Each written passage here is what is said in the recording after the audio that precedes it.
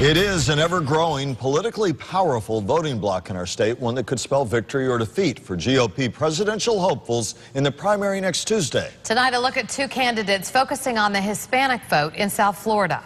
News Channel 5's Evan Axelbank went on the campaign trail today in Miami. He kicks off our coverage of Democracy 2012.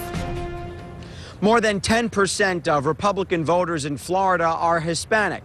And today, Mitt Romney told a crowd of Cuban-Americans that he will help end tyranny on the island that's only 90 miles away. Tough talk about Fidel Castro is a political ritual in Miami.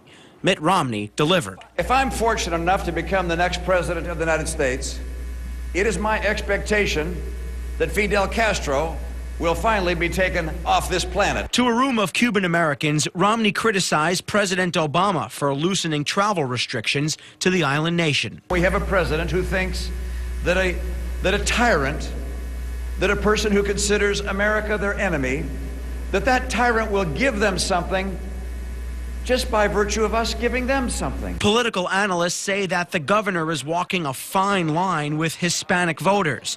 Romney is for making English the nation's official language. He's for a crackdown to deport many who are here illegally. And he's against the DREAM Act, which makes possible a path to citizenship. 2 weeks ago in Little Havana, Republican Newt Gingrich called Romney impractical, saying that longtime residents who pay taxes and who follow the law should be allowed to stay. We will give you a residency permit so you never, ever again have to live in fear. But today, several Cuban-American Republicans who represent the largest bloc of Republicans in Miami-Dade told us that their main concern is not necessarily immigration reform. It's the economy. Jobs, and jobs. Romney has establishment Republican support, signified by two who joined him on stage today, including former Senator Mel Martinez and powerful Miami Congresswoman Ileana Ros-Lehtinen.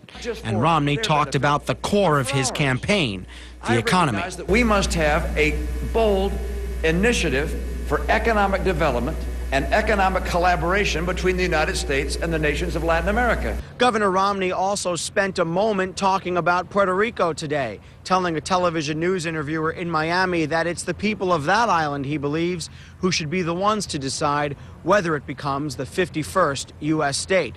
In Miami, Evan Axelbank, WPTV News Channel 5.